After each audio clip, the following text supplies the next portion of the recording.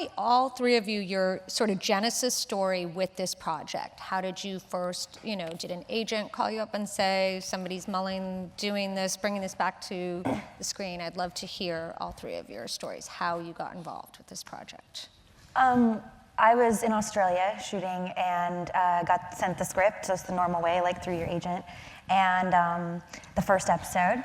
And I read it, and it was so good, and I was kind of like, damn it. Because I didn't know if I wanted to go do another series, quite so soon. I thought maybe eventually, but it had only been like a year and a half or so since Mad Men finished.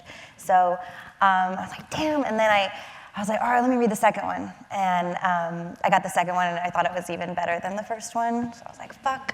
And then... Quite literally, what I say at the end of that episode. Literally, I read it, and it's like, fuck, and I was like, fuck. Sorry, I'm probably not supposed to swear at all. And then I talked to Bruce Miller, our showrunner, for about an hour and a half, and asked him all the questions, that you ask, and he answered them all kind of amazingly, and I think one of the best things that he said was, I don't want to do anything that anyone else has done. Like, we can try to refer to things, and we want it to look like this, or we want it to be like that, but really I want to do something that is new and that no one has ever seen. And I thought that was a really cool answer. And then, yeah, it just went from there. I talked to Warren, I talked to Hulu, and eventually just got to a place where I felt that it would be something I would hugely regret if I said no. And yes, that is true. I think I would have. I'm very, very glad that I said yes. That's my Genesis story. How did you become Off Glenn?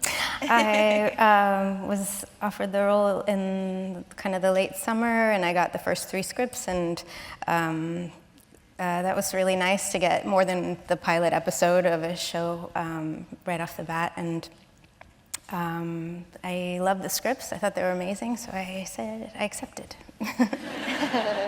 And if I may, it was one of those things that that role was so important because it had to be something that was really mysterious at first, and then she had to have more depth, and we wanted somebody that people maybe knew, but we didn't want somebody that would be distracting. And when the name came up, I'm not sure who actually came up with the name first, but when it came up, it was one of those like, oh my God, yes, yeah, that's such a great idea. She's perfect. And then thank God she said yes. Thanks.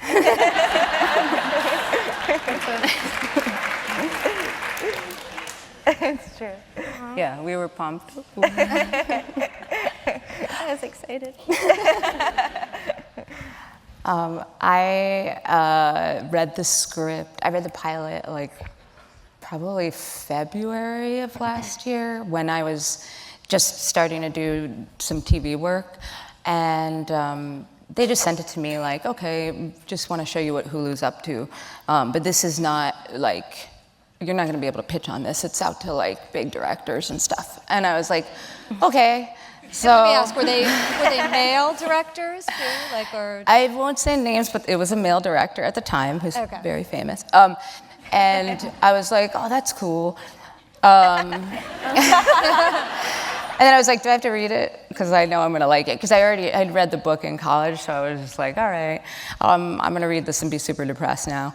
So, for multiple reasons. Yeah.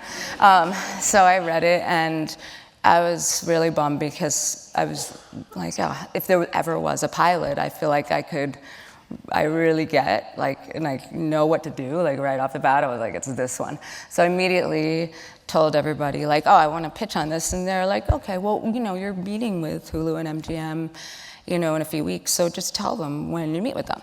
And I was like, okay.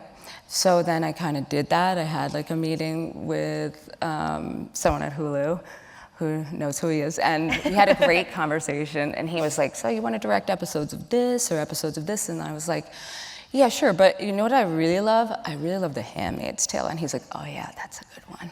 And I was like, you wanted me to tell you what I think about it? And I just started.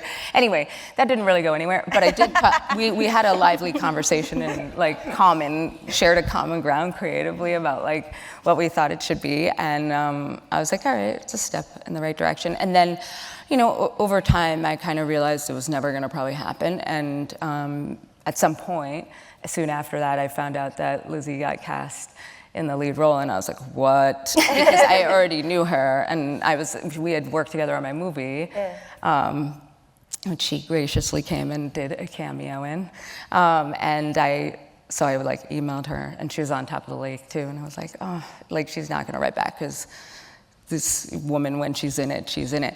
And I was like, but that's okay, I just let her know. And then a week or so later, I got a call that they wanted me to pitch, and I was like, Lizzie maintains that she had nothing to do with that, but come on. And so, you know, somebody's got to get me in the room. And then, you know, like I made like a very crazy, extensive lookbook, and I made it into a hardcover and sent it to Bruce, FedExed it like overnight to Bruce Miller.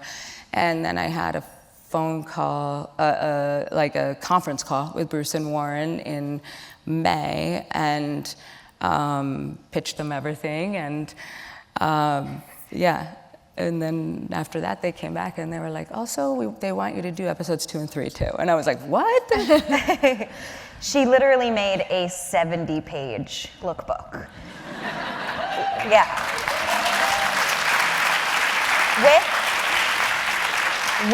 With a playlist.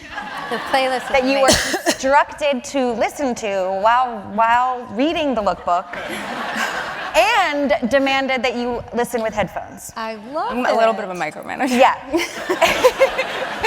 But it was honestly, we all got on the phone, me, Bruce, and Warren, and, you know, she was obviously in the mix, and I was sort of, you know, said what I could say about my experience with her and what I thought she could do. But at the same time, you know, you want to make sure that you're not like, that she wins the job fair and square, which, you know, she frankly just really did. We all got on the phone, me, Bruce, and Warren, and literally the conversation went, and there were a lot of directors on that list for the first couple of episodes, a lot of directors and a lot of big people, and she beat them all out. I mean, we got on the phone, yeah.